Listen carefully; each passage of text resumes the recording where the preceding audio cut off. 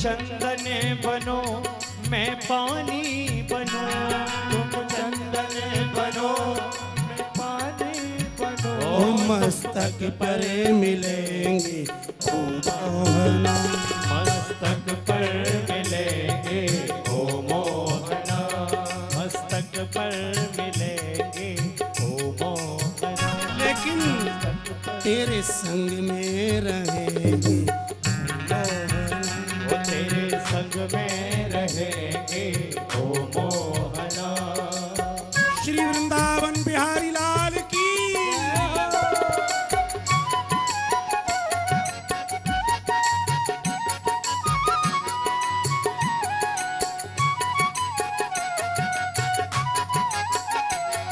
सज्जनों,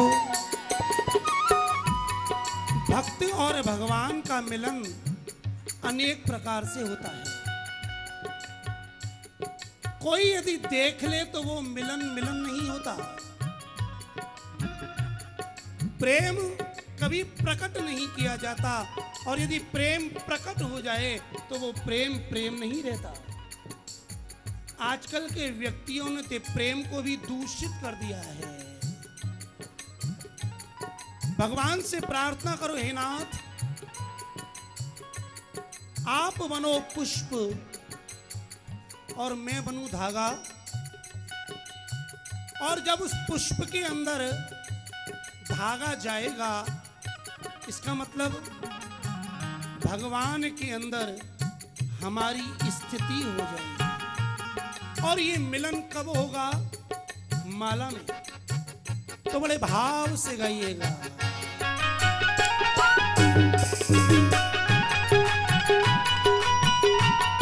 श्री बांके बिहारी लाल की जय हो।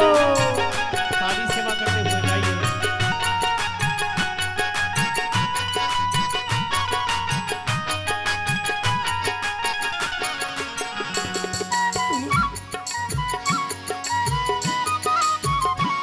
श्री कृष्ण कन्हैया लाल की जय हो।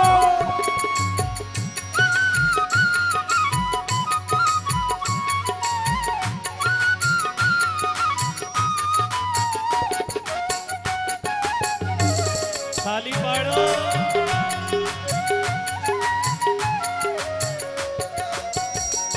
तुम पुष्प बनो मैं धागा बनूं, तुम पुष्प बनो मैं धागा बनूं, तुम पुष्प बनो मैं धागा बनूं, तुम पुष्प बनो मैं धागा बनूं, तुम पुष्प बनो मैं धागा बनूं, तुम पुष्प बनो मैं धागा बनूं। माला में मिलेंगे ओ मोहना, माला में मिलेंगे ओ मोहना, माला में मिलेंगे ओ मोहना।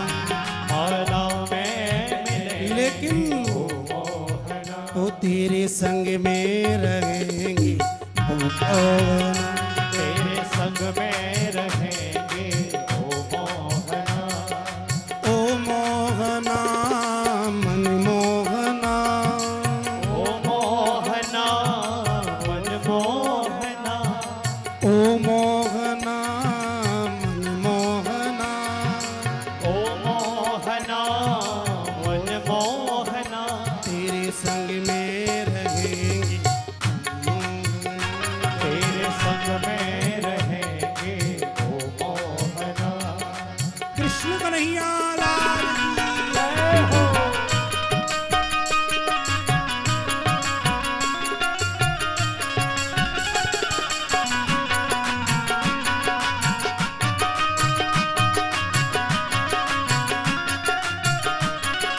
श्री बिहारी जी महाराज की जय हो।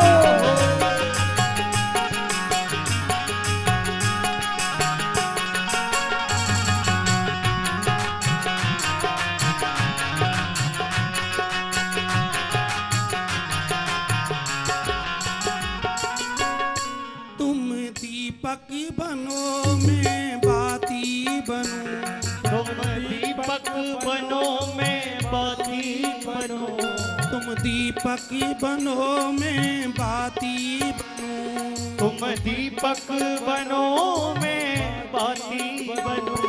देखो, दीपक और बाती, इन दोनों का जब मिलन होता है तो क्या होता है? आरती, है ना? तो भगवान को तो बनाओ दीपक और अपने आप को बनाओ बाती, और प्रभु से प्रार्थना करो,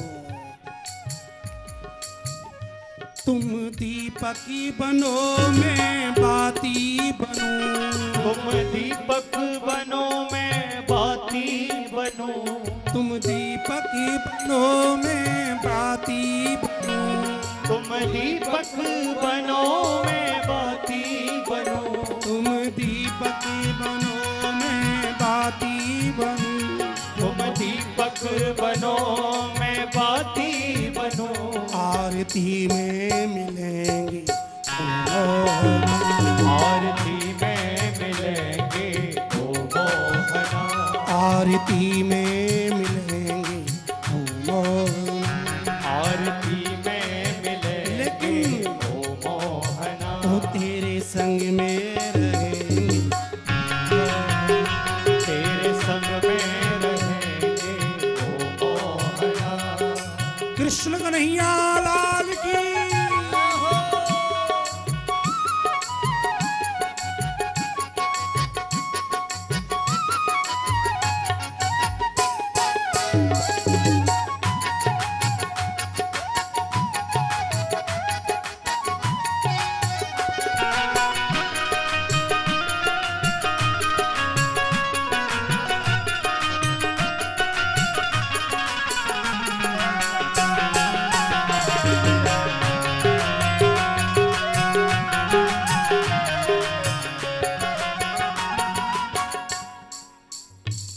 मैं सेवकी बनूं तुम स्वामी बनो। मैं सेवक बनूं तुम स्वामी बनो। मैं सेवकी बनूं तुम स्वामी बनो। मैं सेवक बनूं तुम स्वामी बनो। मैं सेवकी बनूं तुम स्वामी बनो। मैं सेवक बनूं तुम स्वामी बनो। मंदिर में मिलेंगे ओ मोहना। मंदिर में मिलेंगे ओ मोहना। सेवा में मिलेंगे ओ मोहना। सेवा में मिलेंगे। लेकिन शर्त यही है, तेरे संग में रहेंगे ओ मोहना। तेरे संग में रहेंगे ओ मोहना। ओ मोहना मन मोहना। ओ मोहना ओ सोहना। ओ मोहना ओ सोहना। ओ मोहना ओ सोहना। तेरे संग में रहेंगे ओ तेरे संग में रहेंगे ओ मोहना। तेरे संग में रहेंगे ओ मोहना। ओ तेरे संग में रहेंगे ओ मोहना। ओ तेरे संग में रहेंगे ओ मोहना। रहेंगे ओ मोहना। ओ तेरे संग में रहेंगे ओ मोहना। तेरे संग में रहेंगे ओ मोहना। तेरे संग में रहेंगे ओ मोहना। तेरे संग में रहेंगे ओ मोहना। बरहा पीड़म नटवर बपू। कर्णयोः कर्णिकारम्। बिभ्रद्वास कनक कपिशम। वैजयंती चमारा। रंध्रान वेणोरधर सुधया।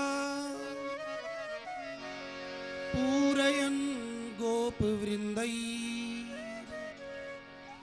बृन्दारण्यं स्वपदि रमणम् प्राविशद गीत कीर्ति। सुखदेव ने मन बनाया अब तो कन्हैया के संग ही रहना है, लेकिन विचार किया कि इसको तो खाने के लिए माखन चाहिए, पहनने के लिए पीतांबर चाहिए, मेरे पास तो खुद वस्त्र नहीं है, कहाँ दूंगा? और यदि न मिला और कहीं ये नाराज हो गए तो मेरा कल्याण बिगड़ जाएगा। नहीं नहीं, ऐसा करते हैं, हम तो निराकार में ही भले हैं। इतने में ही व्यास के उन शिष्यों ने दूसरे श्लोक का गान किया। अहो अहो वकीयं स्तनकालकूटं जिघांसयापाययदप्यसापि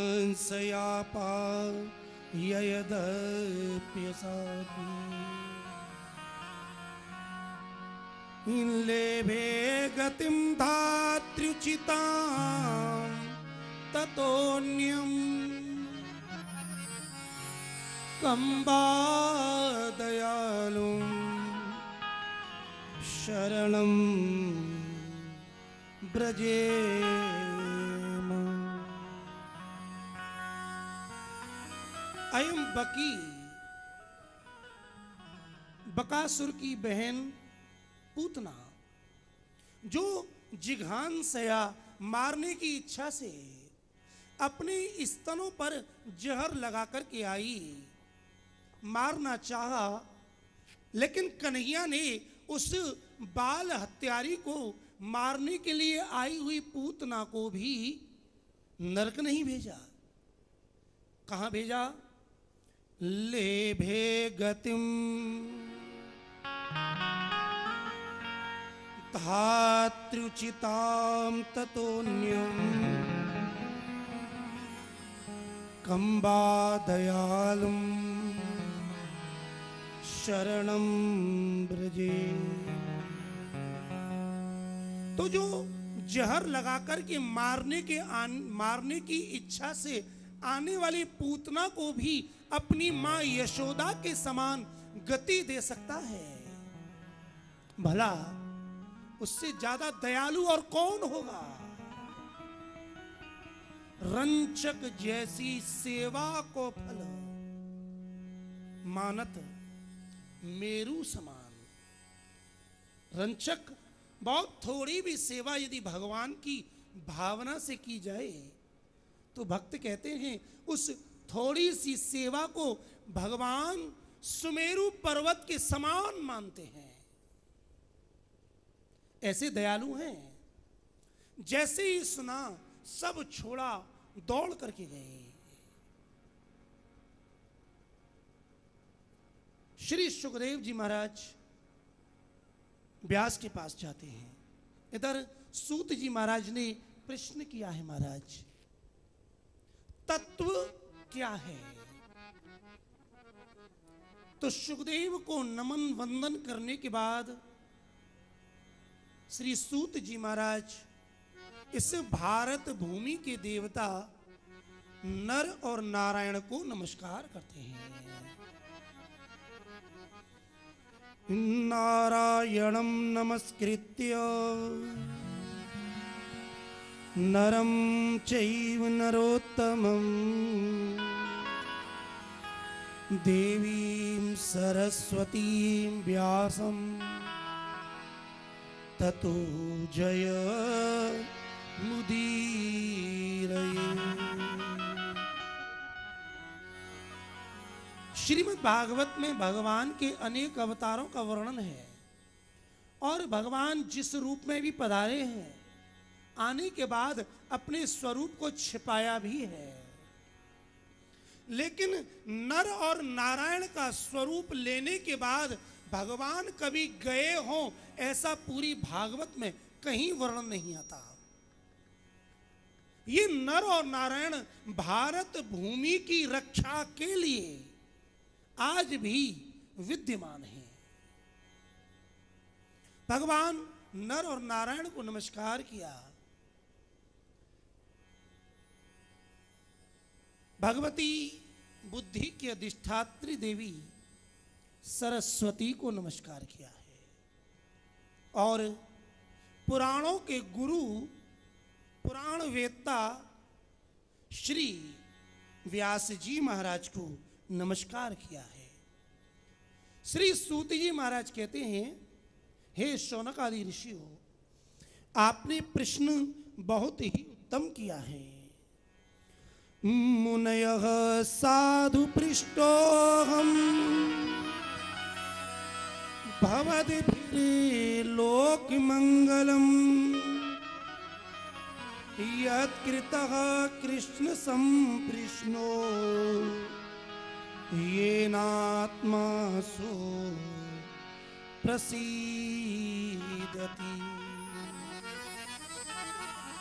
आपने जो प्रश्न किया है वो केवल अपने लिए नहीं, लोक के कल्याण की दृष्टि से किया है, मंगल की दृष्टि से किया है। सज्जनों, धर्म वही है जिस धर्म का पालन करने से हमारी प्रीति भगवान में हो जाए। यदि इस आत्मा ने ये पुरुष शरीर लिया है तो इस पुरुष शरीर को लेने के बाद पुरुषार्थ भी करना पड़ता है। पुरुष और पुरुषार्थ, इन दोनों का अभिन्न संबंध है। यदि पुरुष देह मानव देह मिला है तो पुरुषार्थ भी करना ही चाहिए। और ये पुरुषार्थ 4 प्रकार के होते हैं: धर्म, अर्थ, काम और मोक्ष। धर्म क्या है? धर्म की परिभाषा शास्त्रों में अनेक प्रकार से की गई है, लेकिन धर्मस्य तत्वम निहितम गुहायाम। धर्म का जो तत्व है वो बड़ा गूढ़ है। जितने भी धार्मिक हैं वो सब अपने अपने अनुसार धर्म की व्याख्या करते हैं, लेकिन ईमानदारी में धर्म क्या है ये व्याख्या श्रीमद् भागवत में श्री सूत जी महाराज करते हैं। सवई पुंसाम परो धर्मो यतो भक्ति रथोक्षजे अहैतुक्य प्रतिहता ययात्मा संप्रसीदति।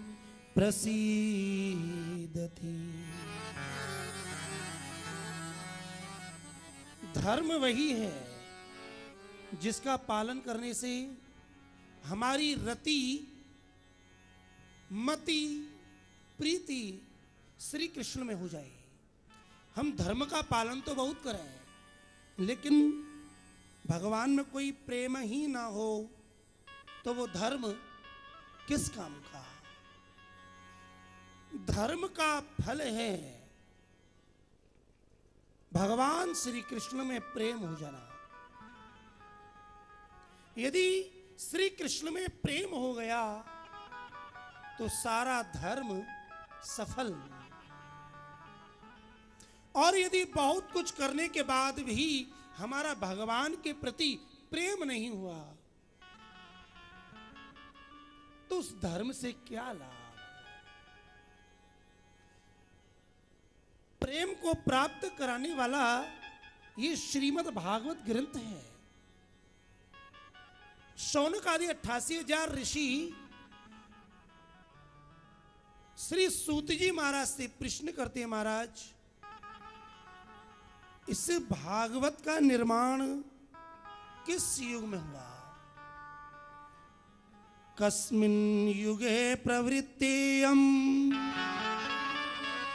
स्थाने वा केन हेतुना कुतः संचोदितः कृष्ण कृतवान् संगीताम्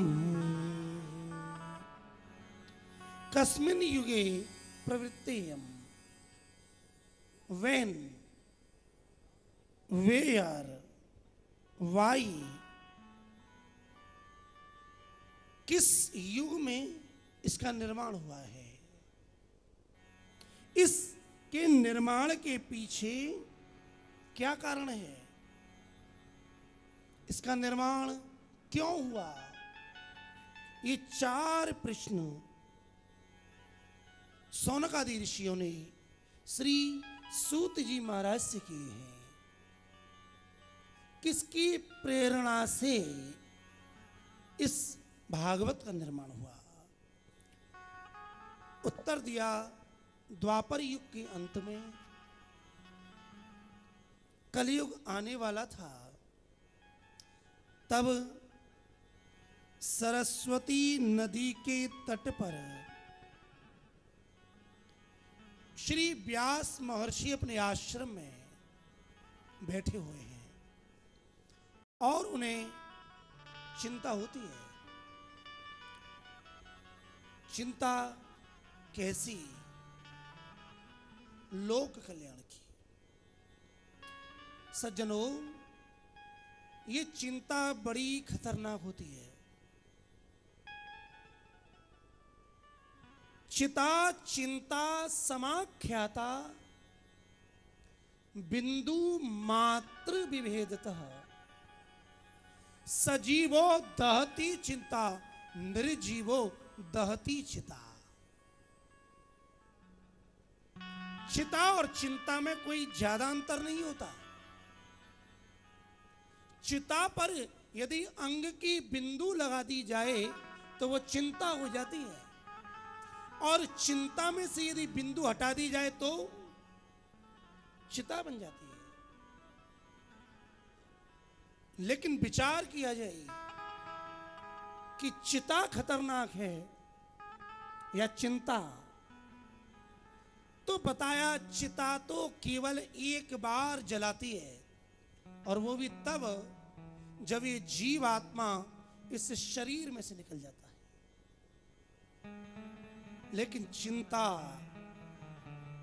जीव के रहते रहते भी मानव को जलाती है।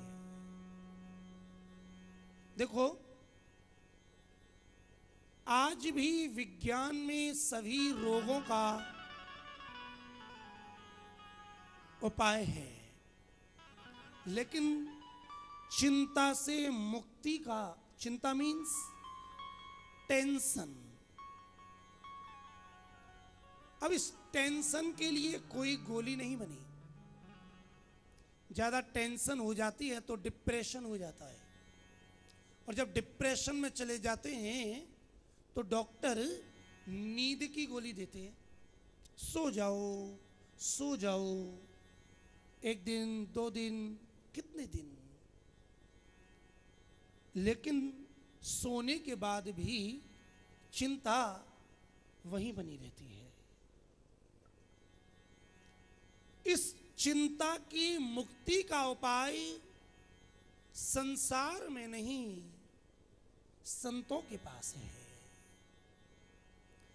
ये चिंता वेद व्यास को हुई, और बड़ी चिंताग्रस्त होकर अपने आश्रम में बैठे हुए थे कि तभी हरि गुण गाते, वीणा बजाते देवऋषि नारद आए। नारद ने व्यास को देखा और पूछा, पाराशर्य महाभाग भवतः कच्चिदात्मना परितुष्यति शारीरो आत्मा मानसेव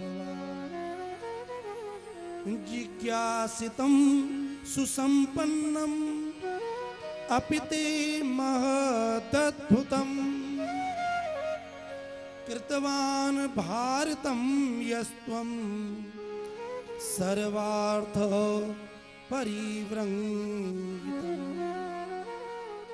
हे पाराशरी, पाराशर के पौत्र व्यास, हे महाभाग, ऐसा क्या कारण है कि हमेशा प्रसन्न रहने वाला तुम्हारा मुख आज चिंताग्रस्त हो गया है? व्यास पूछते हैं, मैं क्या करूं? मैंने वेद, उपनिषद सबका विभाजन किया, विश्व का सबसे बड़ा ग्रंथ 1,00,000 श्लोकों का महाभारत बनाया, और उस सबसे बड़े ग्रंथ को डालने के बाद भी, रचना करने के बाद भी मेरे मन में संतुष्टि नहीं है कि इस लोक का कल्याण हो जाएगा। देखो, संसारी को चिंता होती है अपने कल्याण की, और संत को चिंता होती है लोक कल्याण की। जो केवल अपने कल्याण की चिंता करे वो संसारी, और जो लोक कल्याण की चिंता करे वो संत।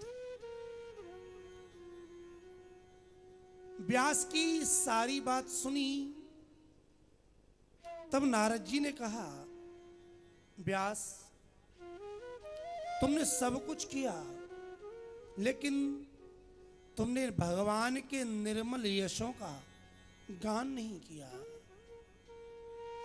हमारी वाणी कितनी ही व्याकरण आदि योग्यता से संपन्न क्यों ना हो, लेकिन यदि हमारे हृदय में भगवान के प्रति भाव नहीं है तो वो विद्या कभी भी हमारा कल्याण नहीं कर सकती। तद्वाग विसर्गो जनता की विप्लवो यस्मिन् प्रतिश्लोकिमवतिवत्यपि नामान्यनन्तस्य यशोऽन्कितानि यत् शृण्वन्ति गायन्ति गृह्णन्ति साधवः। शृण्वन्ति गायन्ति गृह्णन्ति साधवः। इस वाणी की शोभा तो भगवान के यशों के गान करने में ही है। षडंगादि वेदो मुखी शास्त्र विद्या कवित्वादि गद्यम सुपद्यम करोति यशोदा किशोरी मनोवैन लग्नम ततः किम ततः किम ततः किम ततः किम। षडंगादि वेदो मुखे शास्त्र विद्या। हम कितने ही वेदों का पाठ कर लें, कंठस्थ कर लें, और उनके जो 6 अंग हैं उन्हें भी बड़े अच्छे ढंग से याद कर लें, जान लें, अविरल गति से संस्कृत भाषा को बोलने भी लगें, बड़ी बड़ी कविताओं का निर्माण भी कर लें, लेकिन यदि हमारे मन के द्वारा यशोदा नंदन नंद नंदन श्री कृष्ण के चरणार विंद का चिंतन नहीं हुआ तो उस वेद पाठ से, उस विद्या अध्ययन से क्या लाभ? ततः ततः किम, ततः किम, ततः किम, वो सब निरर्थक ही है। इसलिए व्यास बड़े बड़े साधु जन भगवान के गुणों का ही गान करते हैं। मैं भी पूर्व काल में एक दासी का पुत्र था। मेरी मां ब्राह्मणों के घर में सेवा करने के लिए जाती थी। चतुर्मांश प्रारंभ हुआ, कुछ संत गांव में आए, गांव में ठहरे। गांव वालों ने मेरी मां को संतों की सेवा में लगा दिया। मैं भी उसके साथ जाता। संत लोग भोजन करते, भजन करते और बाद में सत्संग करते। मैं भी उनके पास चुपचाप बैठ जाता, कोई शोरगुल नहीं, बिल्कुल शांति से। वो जो कहते मैं उन्हें सुनता। लेकिन सुनते सुनते मेरी उनमें प्रीति हो गई। 4 महीने कहां बीत गए पता नहीं पड़ा। चतुर्मांश समाप्त हुआ। संत लोग गांव छोड़ के जाने लगे। मैंने संतों के चरण पकड़ लिए, कहा महाराज मुझे भी आप अपने साथ ले चलो, मैं आपके बिना रह नहीं सकता।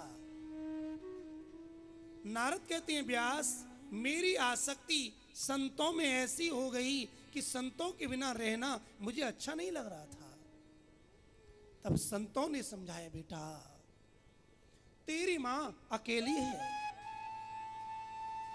पिता नहीं है। स्त्री को कभी भी स्वतंत्र रहना नहीं चाहिए। स्त्री, शास्त्र कहता है स्त्री पहले पिता के नियंत्रण में रहती है।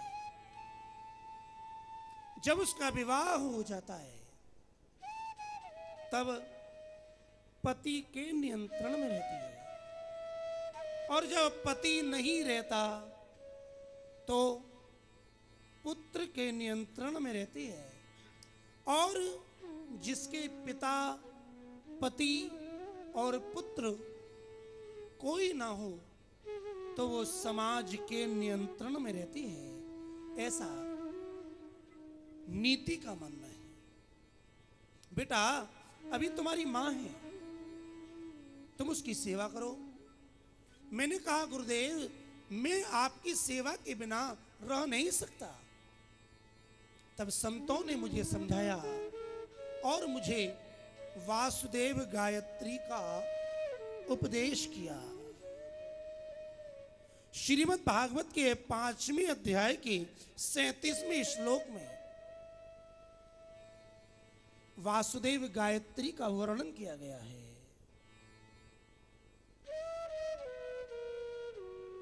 नमो भगवते तुभ्यं वासुदेवाय धीमहि प्रद्युम्नाय अनिरुद्धाय नमः शंकरेश्वराय च नमो भगवते तुभ्यं वासुदेवाय धीमहि प्रद्युम्नाय अनिरुद्धाय नमः शंकरेश्वराय च।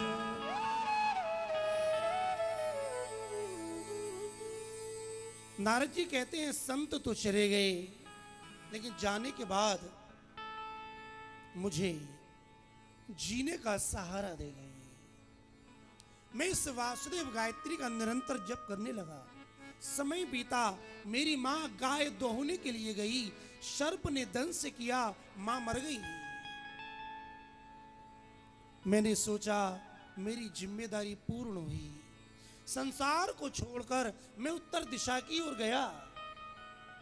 वहां जाकर एकांत में मैंने संतों के द्वारा दिए हुए उपदेश गायत्री, वासुदेव गायत्री का जप किया, उसका ऐसा प्रभाव हुआ कि एक झलक मुझे भगवान की दर्शन हुई।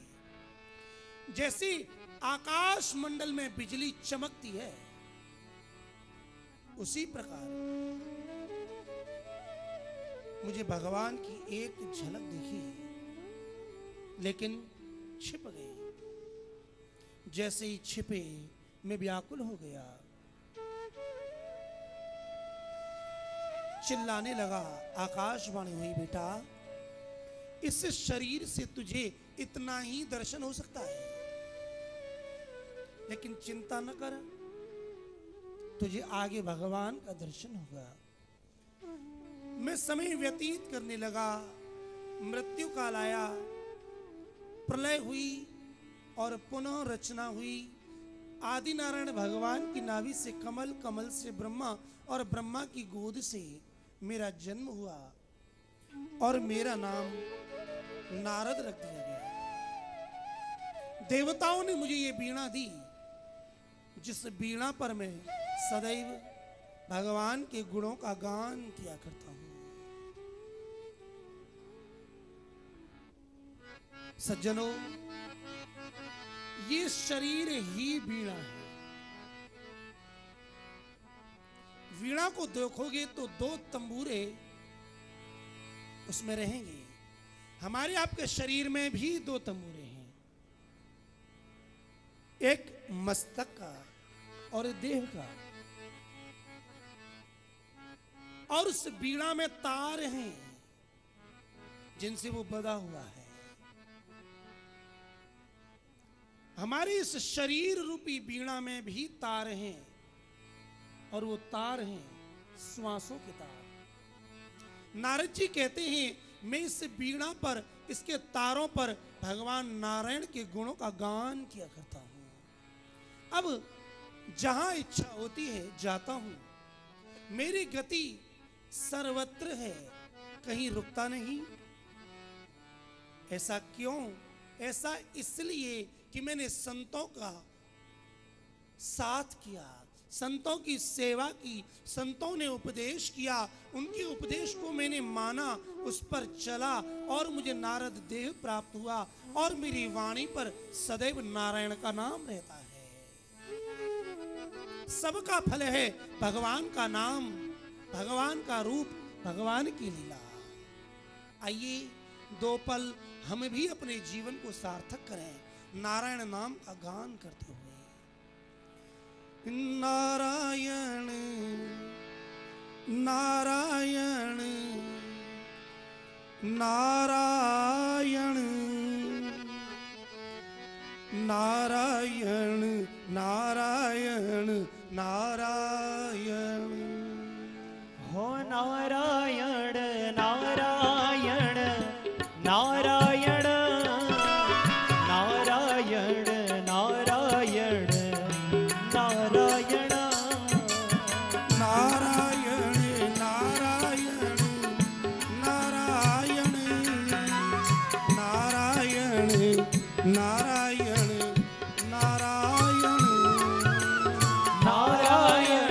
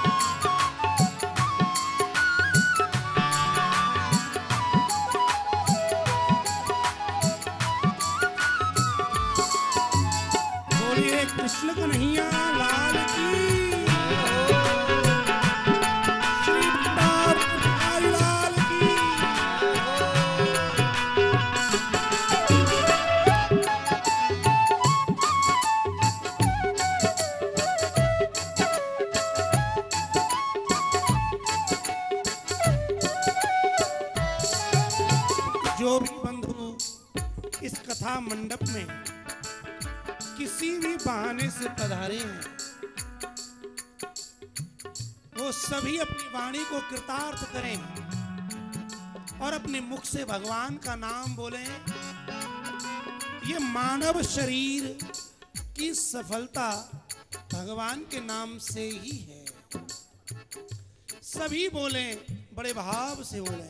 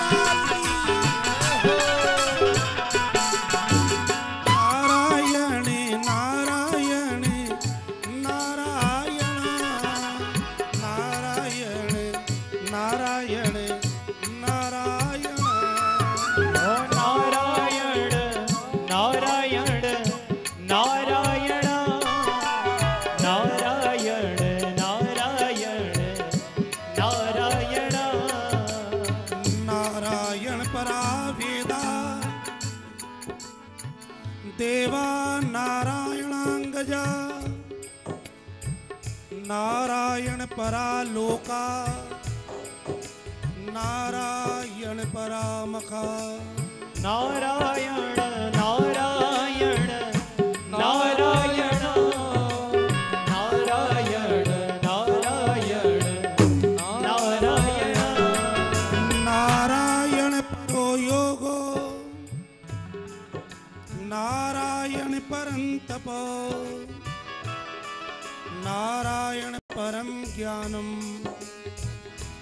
नारायण परागति। श्रीमन्नारायण नारायण नारायण नारायण नारायण नारायण।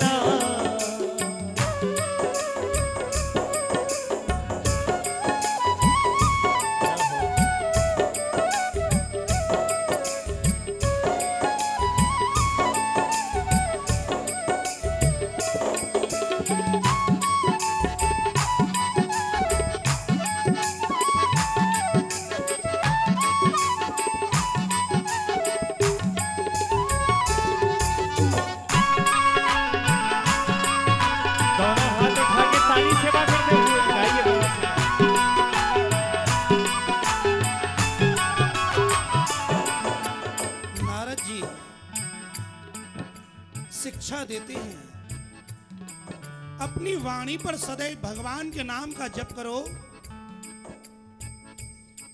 आपकी गति सर्वत्र होगी, अबाधित होगी। उपदेश देकर नारद जी चले गए।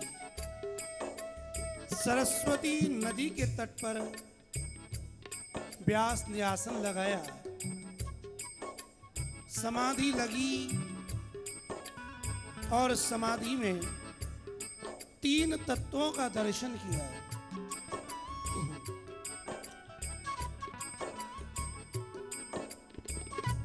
भक्ति योगेन मनसी सम्यक प्रणीते मले, अपश्यत पुरुषं पूर्वं मायां च तदुपाश्रया। यया सम्मोहितो जीवो आत्मानं त्रिगुणात्मकं, परोपि मनुते नरथं तत्कृतं चाविपद्यते।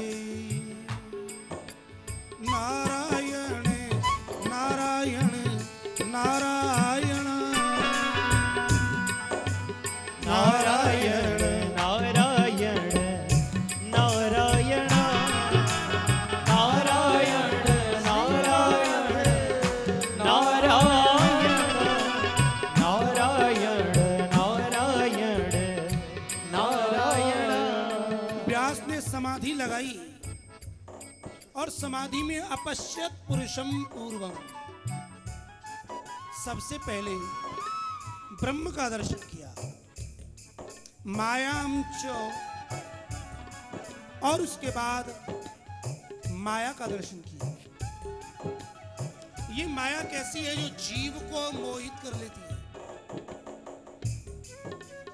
ये जीव भगवान का अंश है, भगवान को प्राप्त करना चाहता है, लेकिन इस ब्रह्म के और जीव के बीच में माया आ जाती है। ये जीव जाता तो है भगवान को प्राप्त करने के लिए, लेकिन माया इसे लपेट लेती है। व्यास घबराए कि तभी अनर्थोपशमं साक्षात् भक्ति योगी मधोक्षजे लोकस्या जानतो विद्वान्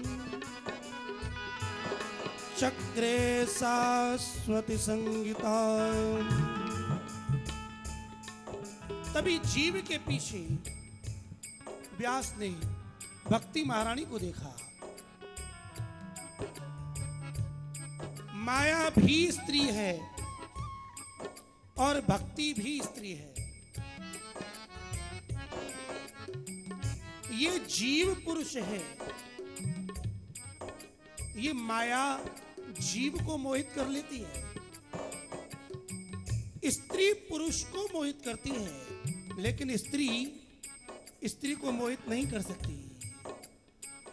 मोहन नारी नारी की रूपा पन्नगारिय चरित अनुपा। स्त्री पर आसक्त नहीं होती। ये जीव जैसी भक्ति का आश्रय लेता है तो फिर माया इसका कुछ नहीं बिगाड़ पाती। समाधि में देखा, और व्यास ने जो समाधि में देखा उसी भागवत को एक संहिता के रूप में लिपिबद्ध कर दिया और प्रतिज्ञा कर दी। यस्याम वै श्रूयमाणायाम कृष्णे परम पुरुषे भक्ति उत्पद्यते पुंसः शोक मोह भयापः। यस्याम वै श्रूयमाणायाम, जिसके श्रवण करने मात्र से, श्रवण करने की इच्छा से परम पुरुष भगवान श्री कृष्ण में मनुष्य की भक्ति उत्पन्न हो जाती है, और उस भक्ति के द्वारा शोक, मोह और भय, इन तीनों का नाश हो जाता है। इसका मतलब सज्जनों, श्रीमद् भागवत का श्रवण करने से शोक, मोह और भय, इन तीनों का नाश होता है। शोक गए हुए समय का शोक होता है, पास्ट का, जो बीत गया। जो बीत गया है उसी का शोक है कि ये नष्ट हो गया। वर्तमान में मोह और भविष्य की चिंता, और चिंता के कारण भय। श्रीमद् भागवत गए हुए समय के शोक को भी नष्ट करता है, भविष्य के भय का नाश करता है, और वर्तमान के मोह का नाश करता है। शोक, मोह और भय, इन तीनों को नष्ट करने वाली ये श्रीमद् भागवत संहिता का निर्माण श्री व्यास जी महाराज ने किया। और इसकी कथा का वर्णन करते हुए श्री व्यास जी महाराज महाभारत के युद्ध की ओर ध्यान ले जाते हैं। जब महाभारत का युद्ध प्राय समाप्त होने ही वाला था, सभी महारथी मारे गए। दुर्योधन और भीम का युद्ध हुआ। यदा मृधे कौरव सृंजयानाम वीरेश्वथ वीरगतिम गतिषु ब्रकोदरा विद्ध गदा विमर्शो भग्नोरुदंडे धृतराष्ट्र पुत्रे। भीम ने धृतराष्ट्र के पुत्र दुर्योधन की जंघाओं को तोड़ दिया। तड़फ रहा है, मर नहीं रहा। चिंता हुई, देखो हम धृतराष्ट्र के 100 पुत्र और उन 100 पुत्रों में से एक पुत्र पांडवों की ओर चला गया। बकाया हम जितने भी हैं वो सब मारे गए और मैं भी मरने वाला हूं। लेकिन पांडवों में से एक भी नहीं मरा। यदि एक पांडव भी मर जाता तो संतोष होता। क्या करें? तभी द्रोणाचार्य के पुत्र अश्वत्थामा दुर्योधन के पास आते हैं, कहते हैं दुर्योधन अभी युद्ध समाप्त नहीं हुआ, अभी आप जिंदा हो और यदि आप अपने युद्ध का सेनापति मुझे बनावे तो जो काम कौरवों की पूरी सेना न कर सकी मैं अकेला कर दूंगा। कैसे? अश्वत्थामा बोला छोड़ो, मुझे सेनापति बनाओ। दुर्योधन का शरीर खून से लथपथ था। अपने खून से अपनी अंगूठी को रंगा और अश्वत्थामा के माथे पर तिलक कर दिया। आज से मेरा सेनापति तू। अश्वत्थामा ने चालाकी की। उसने विचार किया कि आज रात्रि को जब पांडव सो जाएंगे तब मैं इन 5 पांडवों का वध कर दूंगा। आज महाभारत का युद्ध प्राय समाप्त हुआ। पांडव थक गए हैं, सोना चाहते हैं। सोने के लिए जा रहे थे तभी द्वारकाधीश आए। सोते हुए पांडवों को जगाया। दादा युधिष्ठिर जगो, दादा भीम जागो, अर्जुन उठ। अर्जुन ने कहा द्वारकाधीश अब क्या? युद्ध करते करते बहुत थक गए और नींद आ रही है। द्वारकाधीश कहते हैं नीति ऐसा कहती है कि युद्ध के बाद जो युद्ध की अंतिम रात्रि होती है उसमें बहुत सावधान रहना चाहिए। उठो और मेरे साथ चलो। अर्जुन बोला क्यों? बोले यदि दुश्मन ने आक्रमण कर दिया तो? अर्जुन कहता है द्वारकाधीश जो मारने वाला आएगा मुझे डर नहीं। क्यों? क्योंकि उसकी केवल 2 भुजाएं होंगी और जो मुझे बचाने वाला है उसकी 4 भुजाएं हैं, उसकी सहस्र भुजाएं हैं। मुझे कौन मार सकता है? आपके होते हुए मुझे कोई मार नहीं सकता।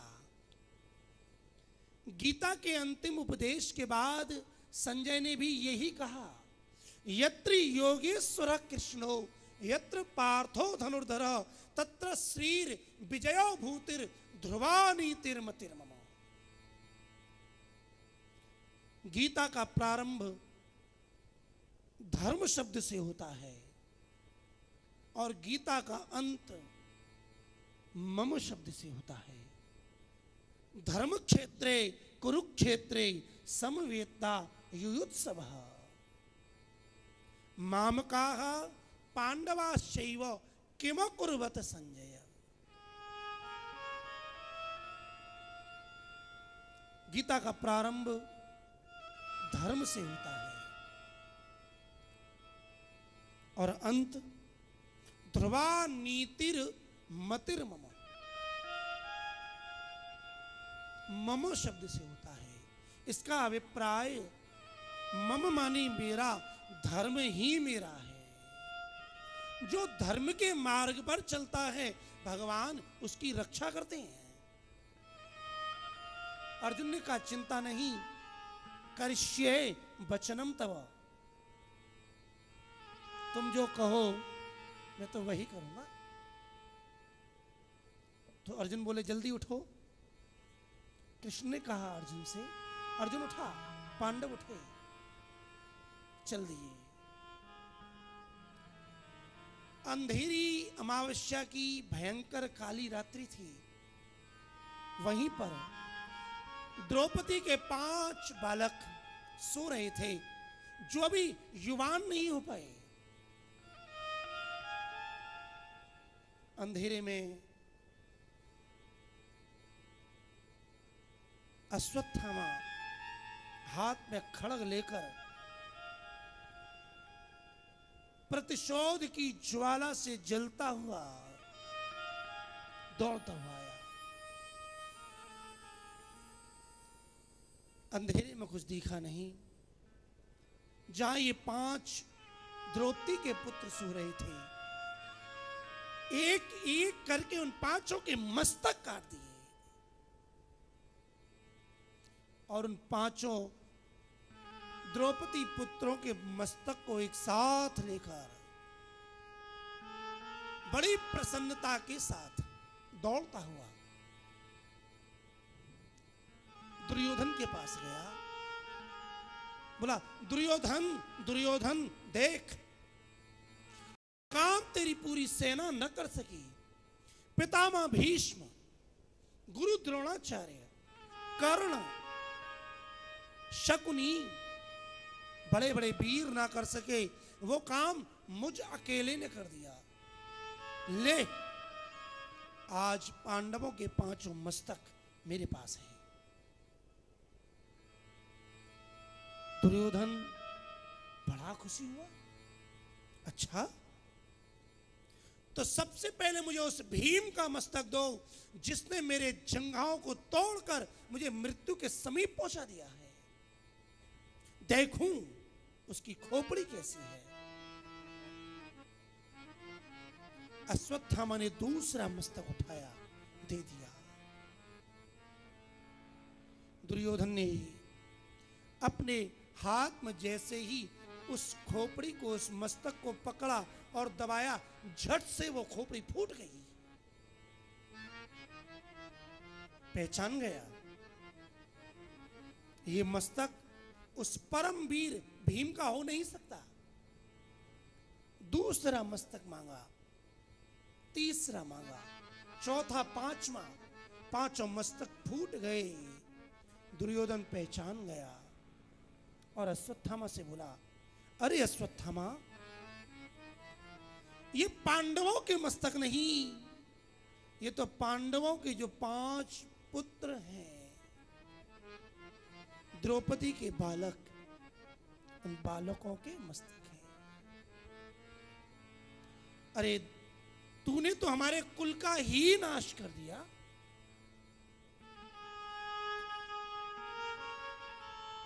सज्जनों, दुर्योधन को वरदान मिला हुआ था कि जब हर्ष और दुख दोनों एक साथ होंगे तब ही दुर्योधन के प्राण निकलेंगे। आज पहले दुर्योधन को प्रसन्नता हुई, उसके बाद दुख हुआ, तभी दुर्योधन के प्राण निकल गए। अश्वत्थामा वहां से भागा। प्रातः काल को 5 पांडव द्रौपदी शिविर में आए। अपने 5 पुत्रों का मस्तक कटा देकर आज वो द्रौपदी रोने लगी। मात माता शिशूनाम निधनम सुतानाम। न करे किसी मां के आगे उसका पुत्र मरे। वासुदेव जरा कष्टम कष्टम निर्धन जीवनम, पुत्र शोकम महाकष्टम। जिसका एक बेटा मर जाता है उसे शोक नहीं महाशोक होता है। लेकिन द्रौपदी के तो 5 पुत्र एक साथ मारे गए। यहां प्रश्न उठता है कि द्रौपदी तो भगवान की शरण ली हुई अनन्य भक्त है, और भक्त कभी संसार के लिए रोता नहीं।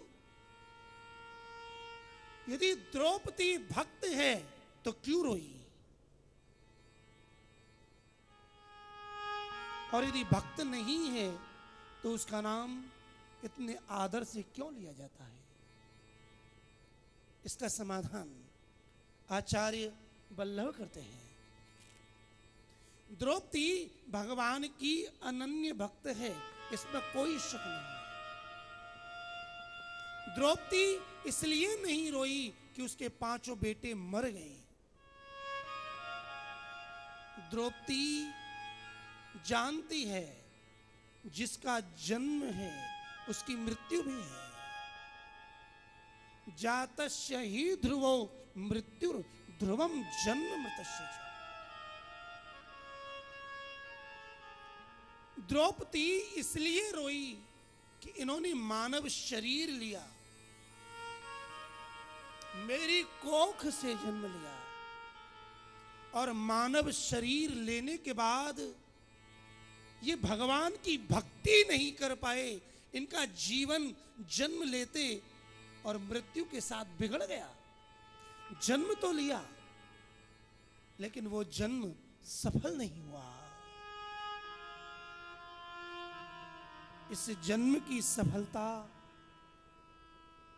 भगवान की भक्ति में ही है। द्रौपदी इसलिए रोई,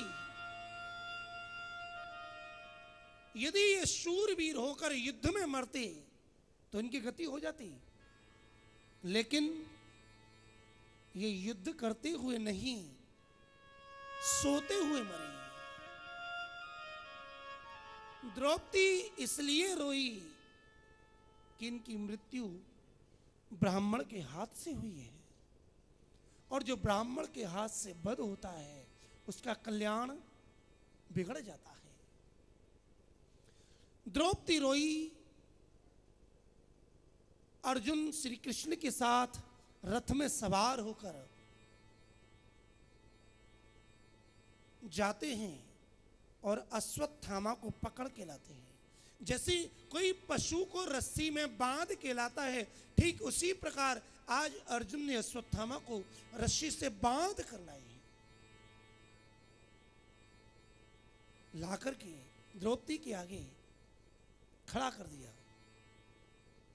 भीम ने कहा ऐसे मार दो, आताताई को छोड़ना नहीं चाहिए। द्रौपदी ने जैसे ही देखा अश्वत्थामा, अरे ये तो ब्राह्मण है, और उसमें भी गुरु द्रोणाचार्य का पुत्र है। गुरु द्रोणाचार्य मर चुके हैं, उनकी पत्नी आज इसी के सहारे जीती है।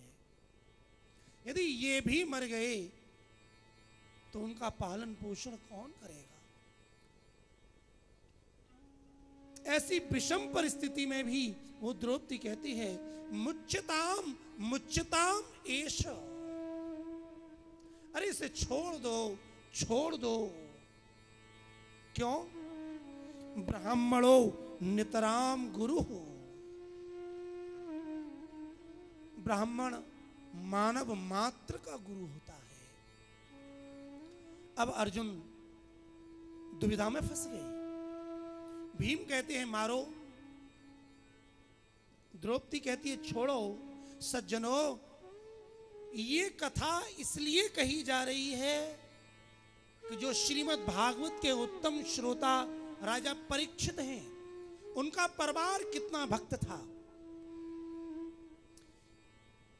कैसी थी उनकी दादी द्रौपदी, जिसके 5 पुत्र मर गए, फिर भी वो ब्राह्मण को मारना नहीं चाहती। ऐसी करुणामयी कोमल हृदय है द्रौपदी। भक्तों के घर में ही भागवती भक्त का जन्म होता है। जब दुविधा में अर्जुन पड़े,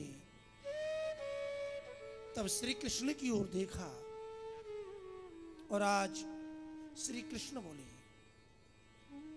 सज्जनों, श्रीमद् भागवत में श्री भगवानुवाच तो अनेक जगह आता है, लेकिन श्री कृष्ण उवाच केवल 2 जगह आता है।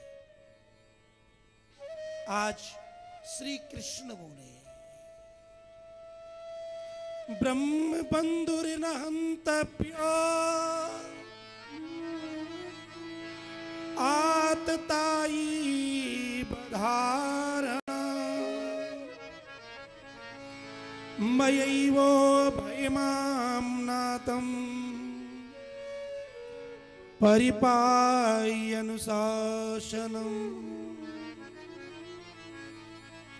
ब्रह्म बंधु की हत्या नहीं करनी चाहिए और आताताई को कभी छोड़ना नहीं चाहिए।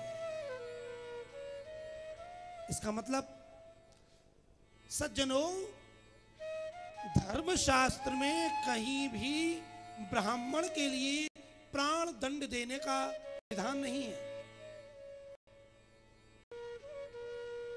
यदि ब्राह्मण ने कोई अपराध किया है, बहुत अपराध किया है, तो भी वो क्षम्य है। और यदि क्षम्य ना हो तो ब्राह्मण का अपमान ही मृत्यु है। एक सच्चे ब्राह्मण के आगे एक और मृत्यु रखी जाए और दूसरी ओर अपमान रखा जाए, तो सच्चा ब्राह्मण दूसरे व्यक्ति से होने वाले अपमान की अपेक्षा मृत्यु को स्वीकार कर लेगा। ब्राह्मण जगत गुरु है। ब्राह्मण को अनुशासन में रखने के लिए कोई ब्राह्मण ही उस पर अनुशासन कर सकता है। किसी अन्य व्यक्ति की सामर्थ्य नहीं कि ब्राह्मण पर अनुशासन करे। आज अश्वत्थामा का अपमान किया, उसका सर मूंड कर उसके मस्तक पर जो तेजोमयी मणि थी उसे निकाल लिया। अपमानित करके निकाला। अश्वत्थामा अपमान से गलता है और बदला लेने के लिए पुनः 6 बाण छोड़ता है। 5 बाण पांडवों को मारने के लिए और 6वां बाण अभिमन्यु की स्त्री उत्तरा के गर्भ में जो बालक है उसे मारने के लिए। यदि ये सब मर जाते हैं तो पांडवों के कुल का ही नाश हो जाएगा।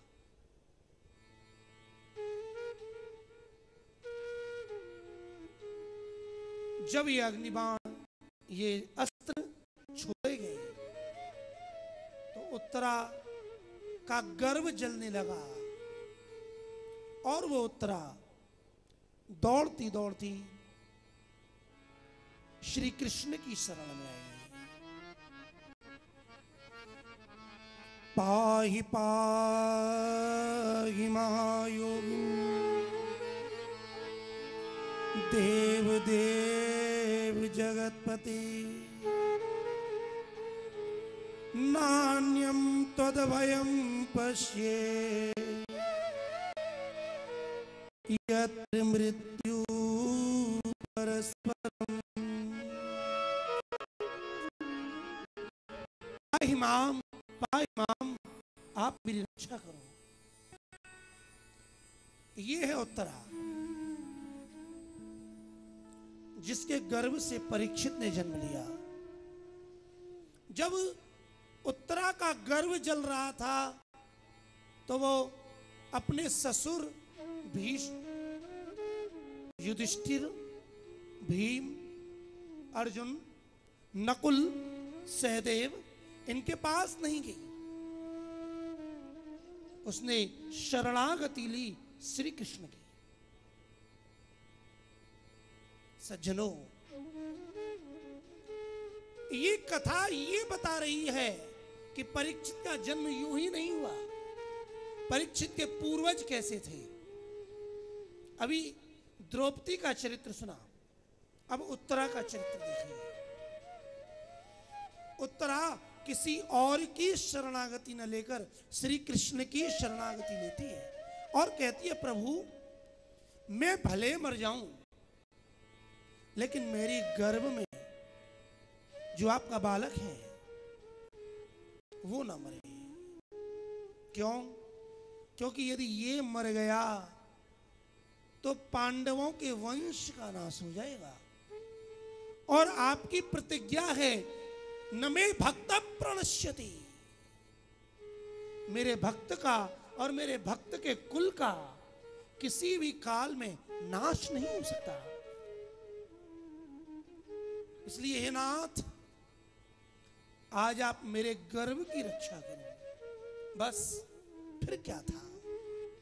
श्री कृष्ण तत्काल एक छोटा सा रूप लेकर आतुरता पूर्वक उत्तरा के गर्भ में प्रवेश कर जाते हैं और गदा लेकर उस परीक्षित के, उस जीव के चारों ओर उसकी रक्षा करने लगते हैं। दूसरे रूप से श्री कृष्ण द्वारिका की ओर जाते हैं। जैसे ही द्वारका की ओर आगे बढ़े, श्री कृष्ण की भुआ कुंती, उसे पता पड़ा, दौड़ कर आई, व्याकुल हो गई। श्री कृष्ण रथ पर सवार हैं। कुंती दौड़ के आती है, श्री कृष्ण के रथ में जो घोड़े हैं और उन घोड़ों की जो लगाम है उन्हें पकड़ लेती है। कहती है, कृष्ण न जाओ। कृष्णाय वासुदेवाय देवकी नंदनाय च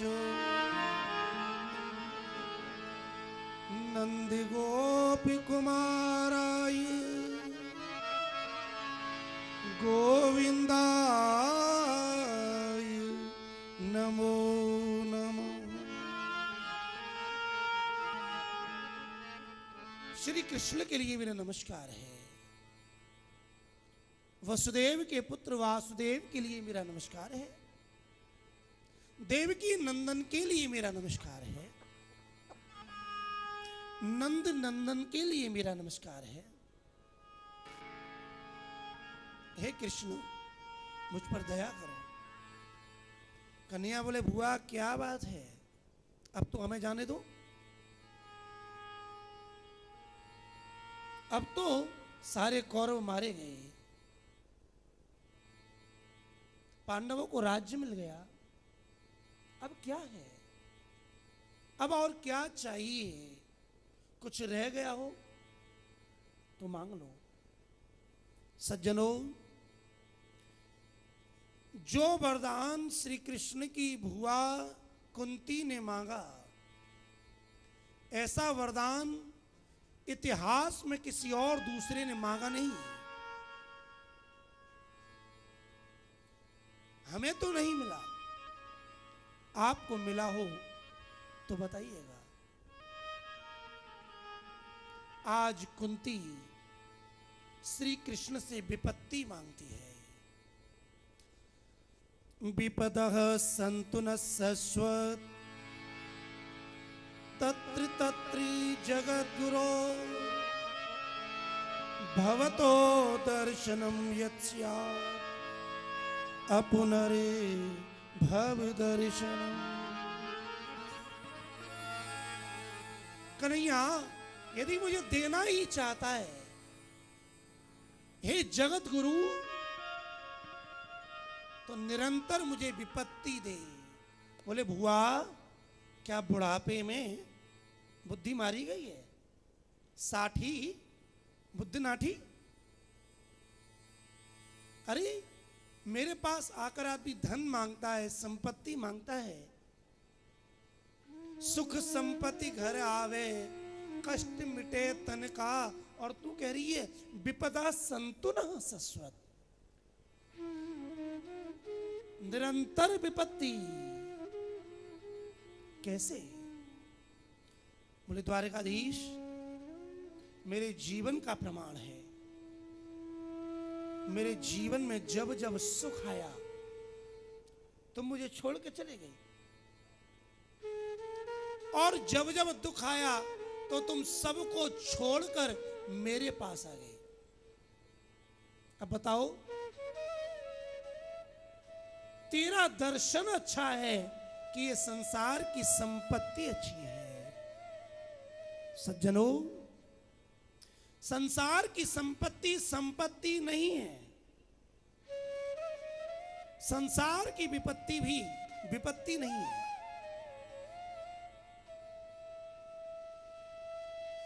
संपत्ति है श्री कृष्ण का स्मरण, और विपत्ति है श्री कृष्ण का विस्मरण। विपदो नैव विपदः, संपदो नैव संपदः। विपद विस्मरणम विश्लोह संपन्न नारायण स्मृति।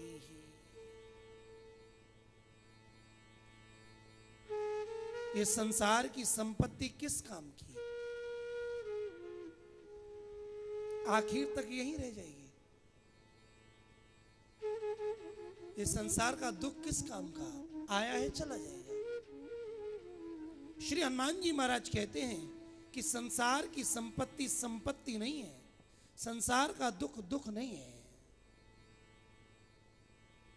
गोस्वामी तुलसीदास जी महाराज सुंदरकांड में एक सूत्र देते हैं।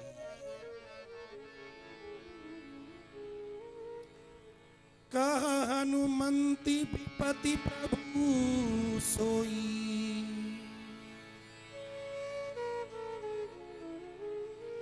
कह हनुमंति विपति प्रभु सोई, जब तब सुमिरन भजन न होई। कहा हनुमंत।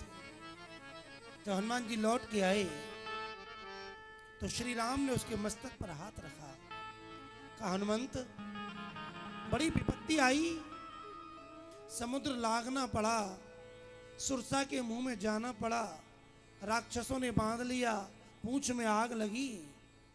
हनुमान जी कहते हैं महाराज, ये विपत्ति कोई विपत्ति थोड़ी है। हनुमान जी कहते हैं जब तब सुमिरन भजन न होए। तब शब्द का अर्थ है तेरा। तब तब बदन पैठियों आई, सत्य कहूं मोय जान दे मई। तब माने फिर, और तब माने तेरा।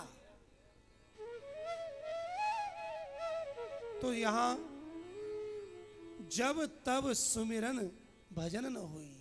हे प्रभु, जब तुम्हारी सेवा नहीं होती वही सबसे बड़ी विपत्ति है। वह सुख के माथे सिल पड़े जो नाम हरि को भुलाए। बलिहारी व दुख की जो पल पल नाम रटाए।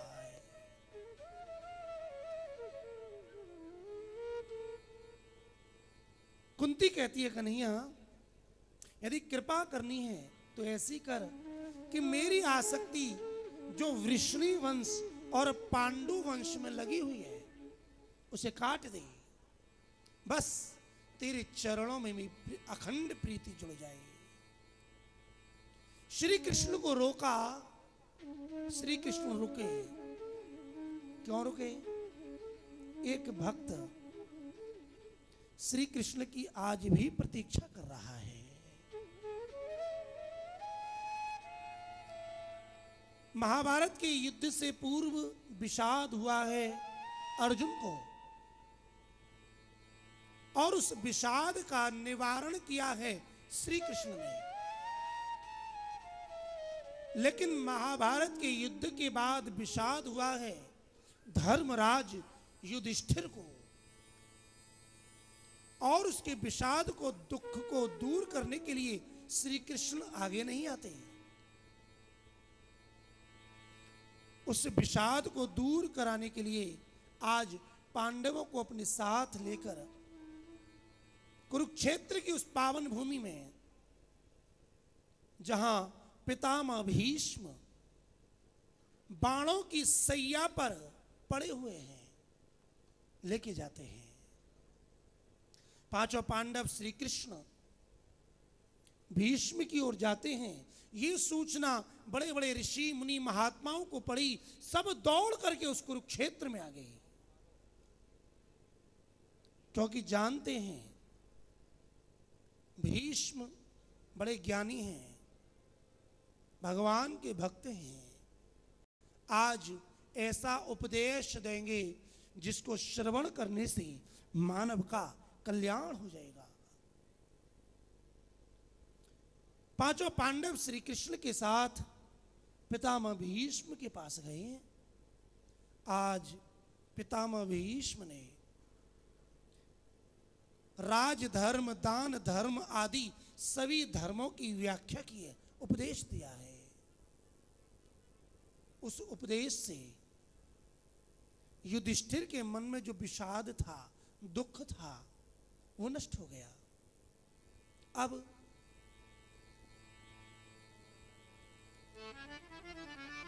पितामह भीष्म पांडवों से कहते हैं, सब हट जाओ, अब मेरे नेत्रों के आगे केवल मेरे चतुर्भुजी नाथ श्री द्वारकाधीश ही रहने चाहिए। सबको हटा के द्वारकाधीश को अपने नेत्रों के आगे बुलाया है। श्री कृष्ण सामने गए। आज पितामह भीष्म की दृष्टि श्री कृष्ण के शरीर पर पड़ी है। बाणों की सैया पर लेटे लेटे श्री कृष्ण का दर्शन करते हैं। आज श्री कृष्ण पितामह भीष्म के सामने है। सज्जनों, ये जगत प्रतीक्षा करता है श्री कृष्ण की, लेकिन श्री कृष्ण प्रतीक्षा कर रहे हैं पितामह भीष्म के मरण की।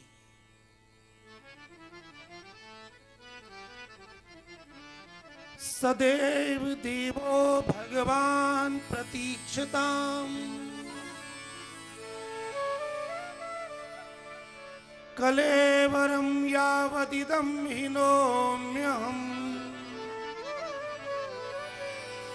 प्रसन्न हासारुण लोचनो लसन् मुखाम्बुजो ध्यान पथस चतुर्भुजः।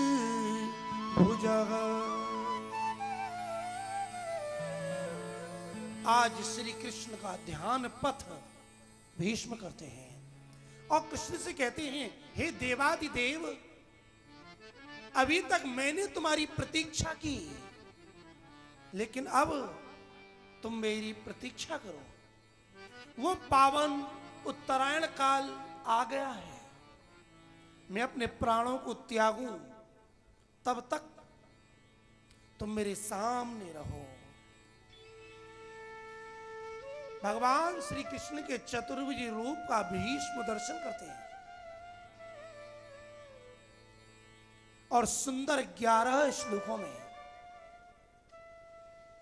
भगवान की स्तुति करते हैं। सज्जनों,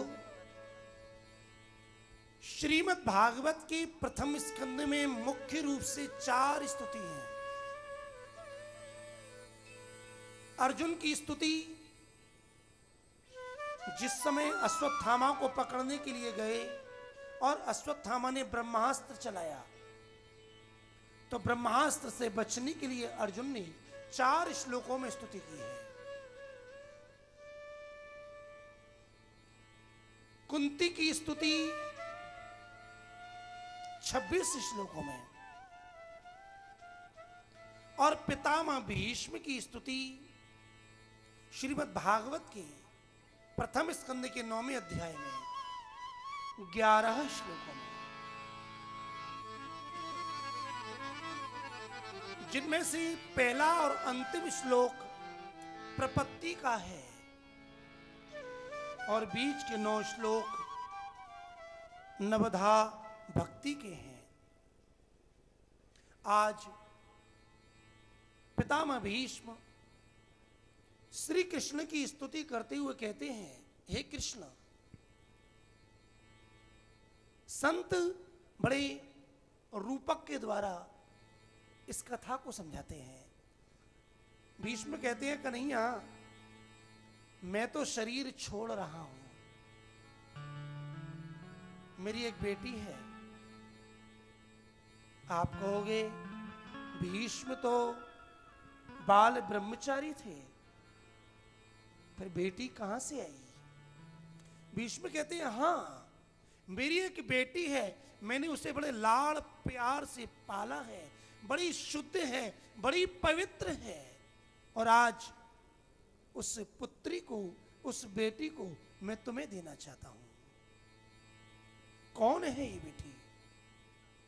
भीष्म कहते हैं, मेरी मति, मेरी बुद्धि ही मेरी बेटी है,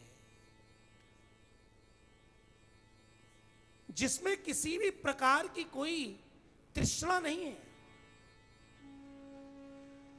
मेरी इस बुद्धि में से सभी प्रकार की तृष्णा निकल चुकी है। हे कृष्ण, मेरी मति को तुम स्वीकार करो। भीष्म की स्तुति में 4 शब्दों का प्रयोग होता है, इति, मति, रति और गति।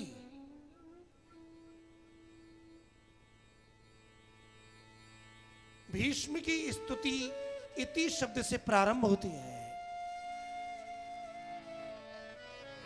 इति मति रूप कल्पिता वितृष्णा भगवती सात्वत पुंगवे विभूमि स्वसुखमुपगते क्वचित विहरितुम प्रकृतिमुपेयुषि यद्भव प्रवाह त्रिभुवन कमनम तमालिवर्णम रविकरि गौरी बरांबरम दधाने बपुरलक कुलाभ्रताननाब्जम विजय सखीरतिरस्तु मे नवद्य। हे विजय सखी, कृष्ण अर्जुन के सखा, आप त्रिभुवन कमनम हैं, तीनों लोकों में तुम्हारे समान कमनीय सुंदर कोई है ही नहीं। श्याम तमाल के समान तुम्हारा श्याम वर्ण है, और उस श्याम वर्ण शरीर पर आपने रवि कर गौरी बरांबरम दधाने। रवि कर सूर्य की जो किरण होती है सुनहरी, ऐसे सुनहरे रंग का पीतांबर धारण कर रखा है। बपू अलक कुलाभ्रतान नाब्जम, आपका जो मुखार विंद है वो अलक, अलक कहते हैं जो बाल काटने के बाद, बांधने के बाद भी घुंघराले घुंघराले छूट जाते हैं, ऐसी अलकों से आपका मुखारविंद शोभायमान हो रहा है। विजय सखे रतिरस्तु, हे विजय अर्जुन के सखा श्री कृष्ण, मेरी रति आप में हो जाए। श्री कृष्ण में रति मति गति प्राप्ति है। स्तुति करने के बाद करते करते श्री कृष्ण की रूप माधुरी का दर्शन करते करते भीष्म के प्राण अंदर ही अंदर शांत हो गए। भीष्म की आत्मा शरीर से बाहर नहीं निकली। रूप माधुरी का दर्शन करते करते ध्यान लग गया और ध्यान करते करते वो आत्मा उस अंतर्यामी परमात्मा में शरीर के अंदर ही विलीन हो गई। श्री कृष्ण भीष्म को गति देने के बाद द्वारका जाते हैं।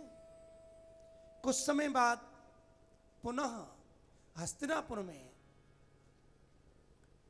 अर्जुन के पुत्र अभिमन्यु की बहू उत्तरा के गर्भ से एक बालक का जन्म होता है।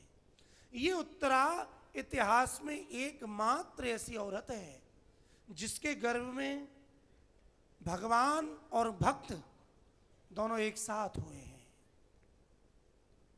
जैसे ही बालक का जन्म हुआ, चारों ओर ढूंढ ढूंढ के देखने लगा कि जिसका दर्शन मैं गर्भ में अंदर कर रहा था कहां गया। श्री कृष्ण आए, ऋषि मुनि महात्मा पधारे, नामकरण किया गया। इस बालक के दो नाम रखे गए, एक परीक्षित। क्यों? क्योंकि जब इसका जन्म हुआ तो जन्म लेते ही ये चारों ओर सबकी परीक्षा कर रहा है। जिसने मेरी गर्भ में रक्षा करी, क्या ये वो है? नहीं। क्या ये वो है? नहीं। ये वो है? नहीं। जिसकी आंख श्री कृष्ण को देख रही है वही तो परीक्षित है। और दूसरा नाम विष्णुरात।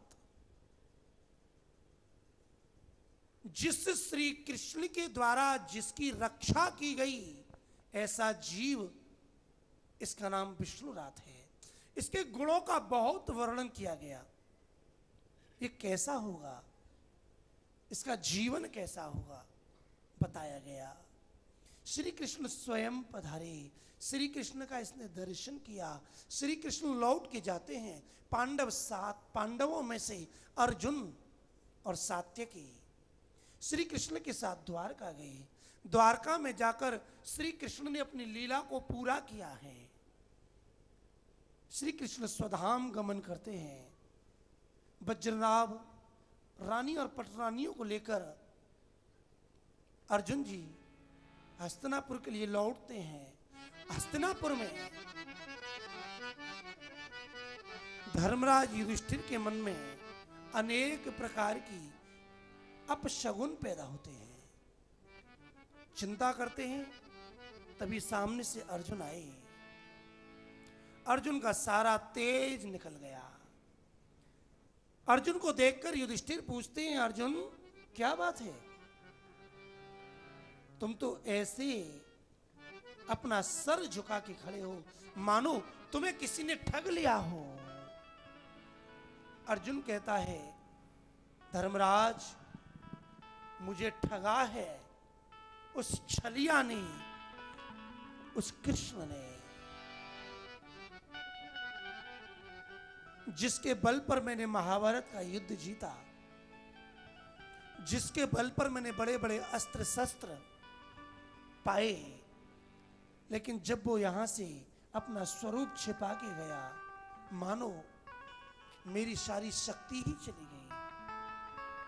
उसने मेरी रक्षा की, लेकिन मैं आज उसकी रानी पटरानियों की रक्षा नहीं कर पाया। भीलों ने मुझे लूट लिया। मेरा गांडीव कहां गई? गांडीव की शक्ति आज मुझे पता पड़ा, वो शक्ति गांडीव की नहीं, वो शक्ति तो मेरे श्री कृष्ण की थी, जिसके द्वारा गांडीव को लेकर मैंने महाभारत का युद्ध जीता। वियोग हुआ है। इससे पूर्व विदुर जी के उपदेश पर धृतराष्ट्र और गांधारी की मुक्ति का वर्णन हुआ है। श्री कृष्ण के स्वधाम गमन की कथा सुनते ही आज बुआ कुंती ने भी अपना शरीर छोड़ दिया। श्री कृष्ण के जाने के बाद पांडव भी परीक्षित को अपना राज्य सिंहासन देकर उत्तर दिशा की ओर, हिमालय की ओर चले थे। पांडवों ने महाप्रयाण किया।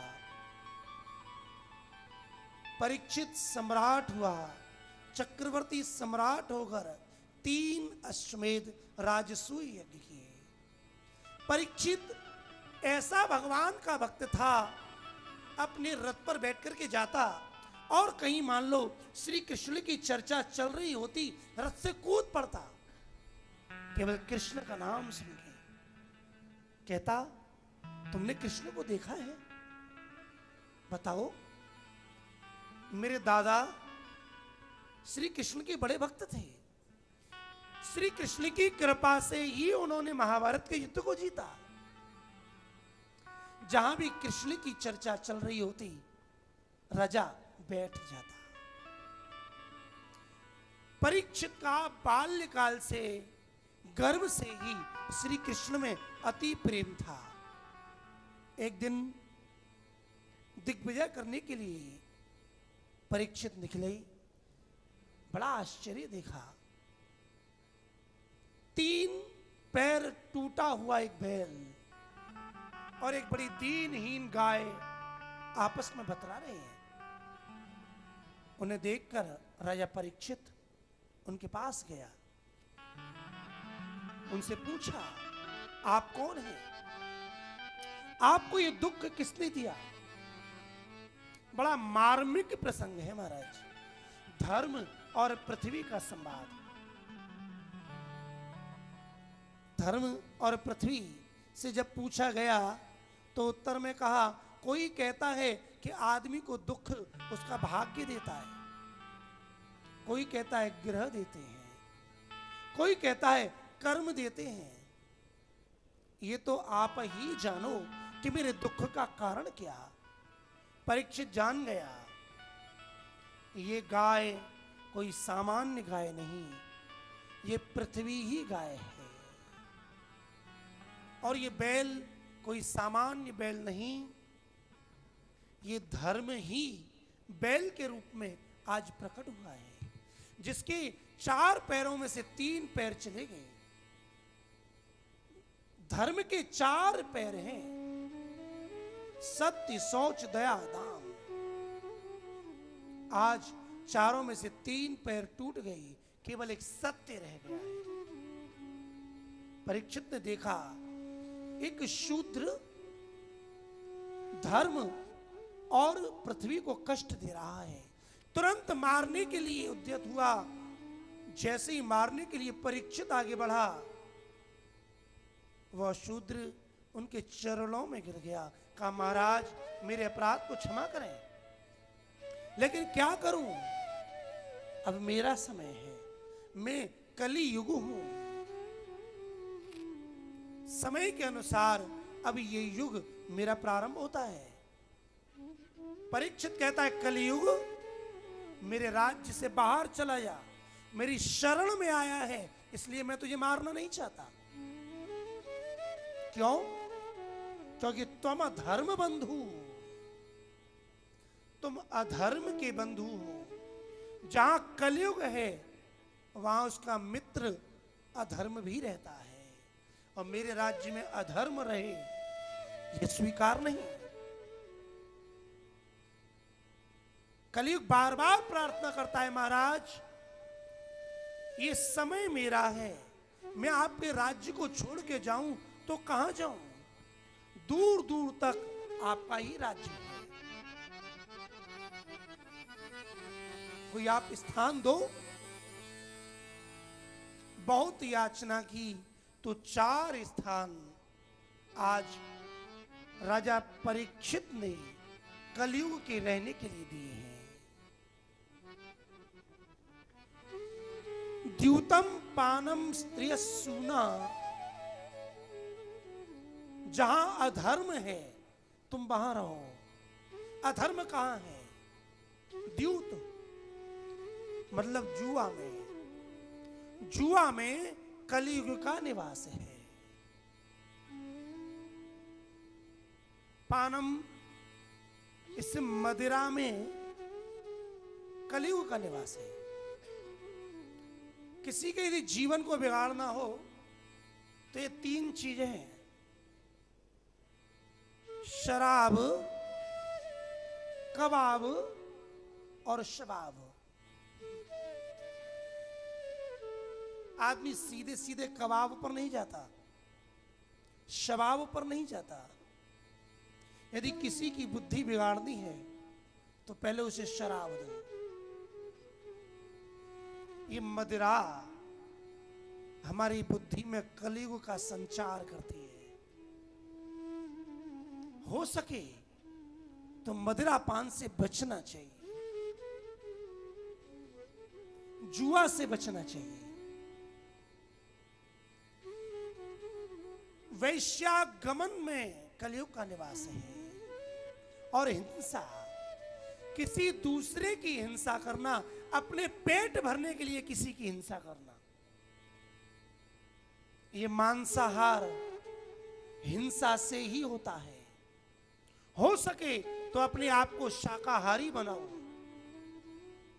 जीव की रक्षा करो। अपना पेट भरने के लिए किसी को जान से मार देना, इससे बड़ा पाप, इससे बड़ा अधर्म और क्या होगा? अरे धर्म तो यह कहता है अपने प्राण दे करके भी दूसरों की रक्षा करो, लेकिन अपना पेट भरने के लिए, अपना शौक पूरा करने के लिए हम किसी जीव की हत्या करें, घोर अपराध है। इन चारों स्थानों पर कलयुग का निवास है। लेकिन राजा परीक्षित के राज्य में ये चारों चीज थी ही नहीं। तो बोला महाराज ये तो है ही नहीं, मैं कहां जाऊं? पुनश्च याचमानायो जात रूपम अदात। जब दोबारा उसने प्रार्थना की तब 5वां स्थान राजा परीक्षित को जात रूप मतलब स्वर्ण गोल्ड में दिया गया। लेकिन ध्यान दीजिएगा मेरे भाई बहन, आदमी कहता है कलयुग का निवास सोने में है, ऐसा भागवत कहती है, लेकिन शास्त्र कहता है कि स्वर्ण भगवान का स्वरूप है। श्रीमद् भागवत के 11वें स्कंद में जहां विभूतियों का वर्णन किया गया है, वहां श्री कृष्ण स्वयं कहते हैं उद्धव से, धातूनाम अस्मि कांचन। धातुओं में मैं स्वयं कांचन हूं, स्वर्ण हूं, गोल्ड हूं। तो जो स्वर्ण कृष्ण स्वरूप है उसमें कलयुग का निवास कैसे? कोई भी यज्ञ करो, यदि सामर्थ्य हो तो स्वर्ण दक्षिणा अवश्य देनी चाहिए। स्वर्ण दक्षिणा के बिना यज्ञ पूरा नहीं होता। हाँ, सामर्थ्य नहीं है तो तुलसी पत्र, अक्षत, नमन के द्वारा भी यज्ञ पूरा हो जाता है। इसका समाधान ये है, स्वर्ण श्री कृष्ण का ही रूप है, लेकिन जो धन, जो स्वर्ण अन्याय के द्वारा, चोरी के द्वारा, पाप के द्वारा इकट्ठा किया जाता है, उस स्वर्ण में कलयुग का निवास है। इसकी पहचान ये है, जो स्वर्ण भगवान की सेवा में काम आता है, समझ लो ये सात्विक पैसे का है।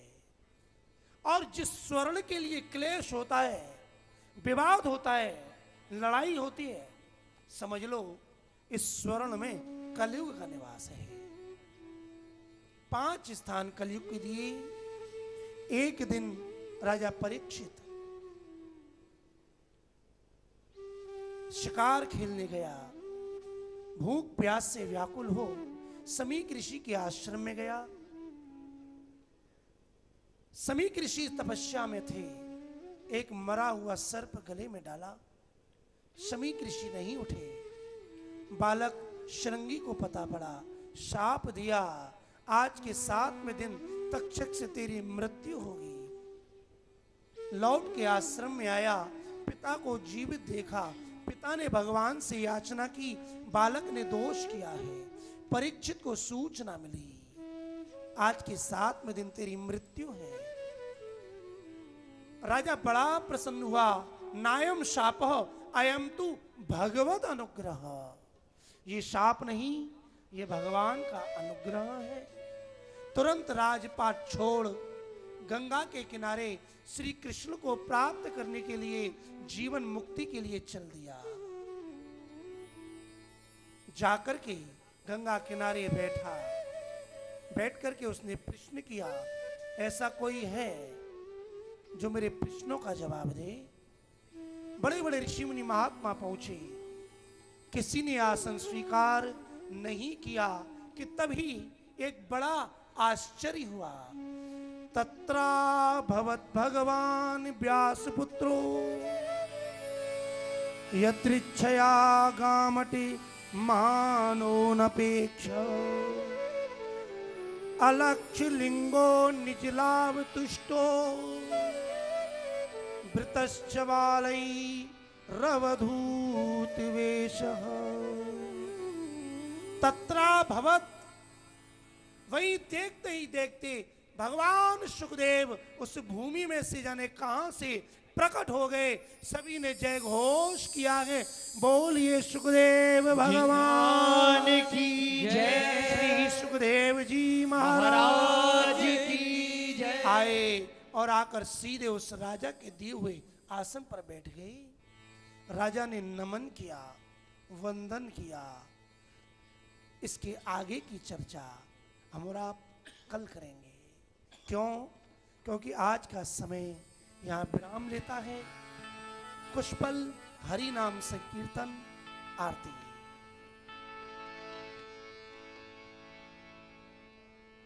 भजो गोविंदा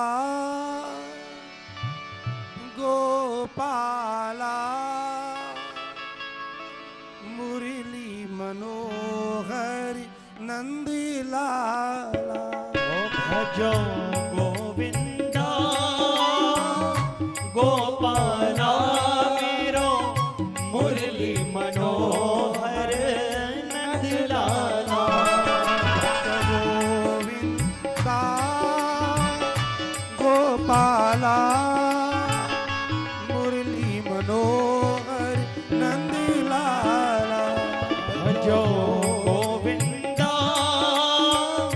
गोपाला मेरो मुरली मनोहर नंदलाला। मेरा मुरली मनोहर नंदलाला। ओ मेरो मुरली मनोहर नंदलाला। मेरा मुरली मनोहर नंदलाला। ओ मेरो मुरली मनोहर नंदलाला। भजो गोविंदा गोपाला मुरली मनोहर नंदलाला। भजो गोविंदा गोपाला मेरो मुरली मनोहर नंदलाला। दोनों हाथ पर ताली सेवा करते हुए श्री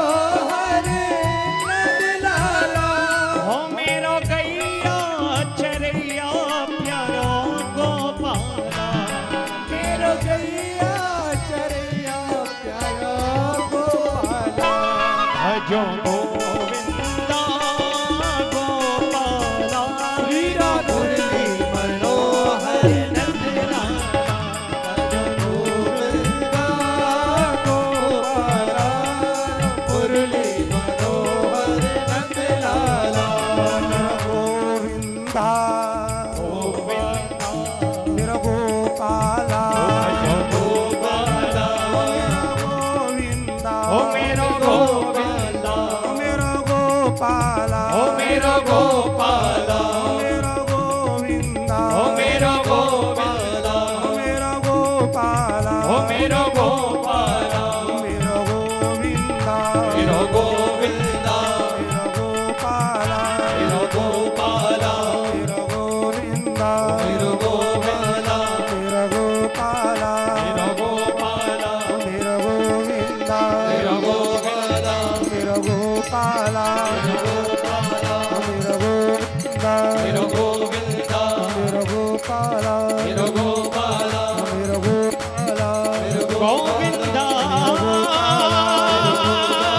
मेरा गोपाला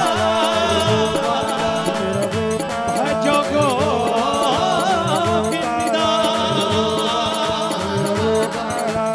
भजो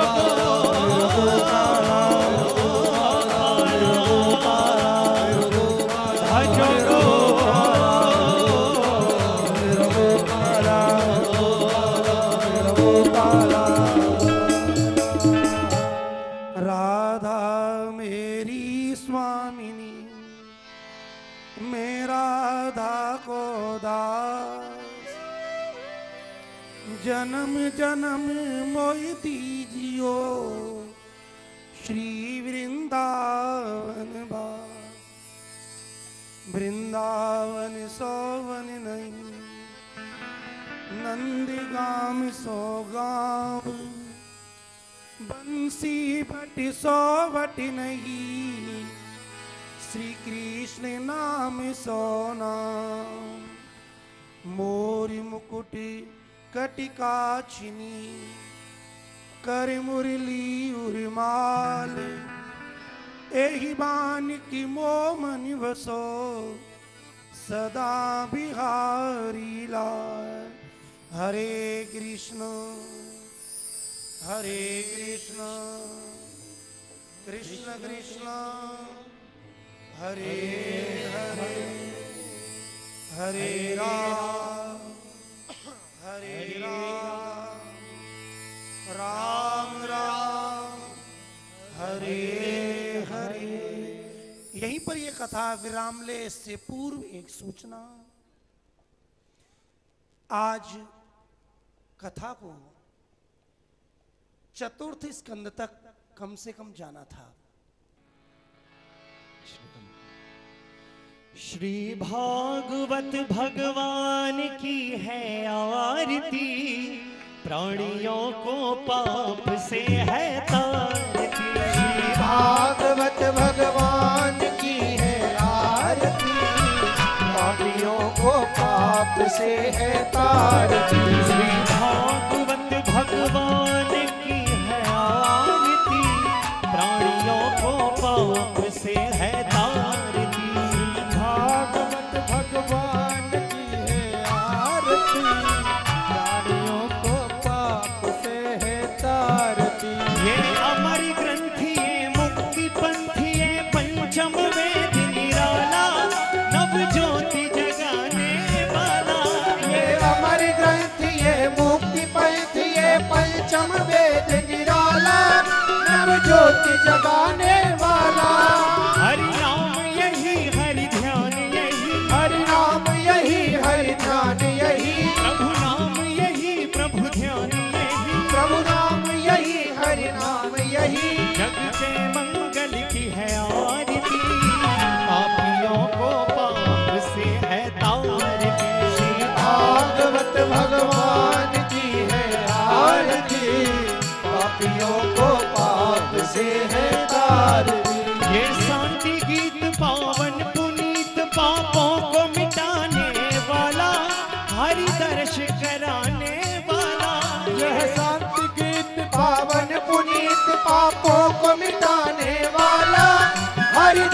कराने वाला, ओ हरि दर्श कराने वाला, हरि दर्श कराने वाला, ये सुख करणी ये दुख हरणी, ये सुख करनी ये दुख हरणी, ये सुख करणी ये दुख हरणी, ये सुख करनी ये दुख हरणी। श्री मधुसूदन की है आरती, पापियों को पाप से है तारती, श्री भागवत भगवान की है आरती, पापियों को पाप से है तारती। हे मधुर बोल जगपंथी खोल सन्मार्ग बताने वाला, बिगड़ी को बनाने वाला, ये मधुर बोल जगपंथ खोल सन्मार्ग बताने वाला, बिगड़ी को बनाने वाला, ओ बिगड़ी को बनाने वाला, बिगड़ी को बनाने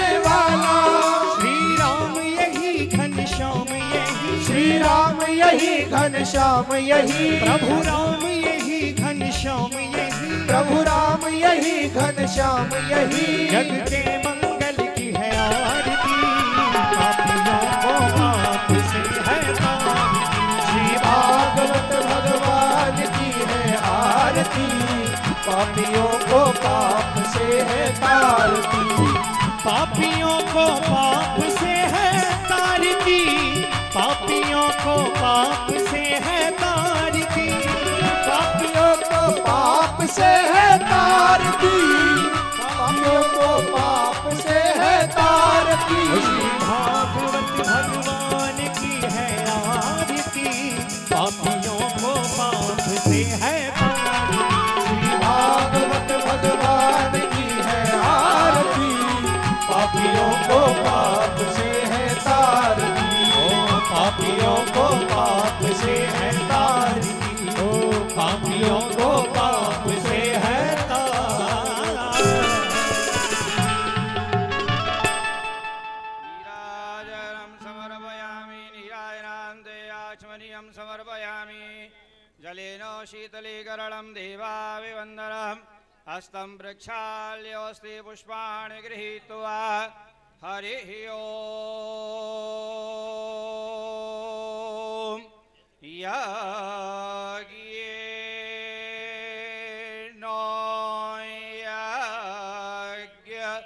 यज्ञमोय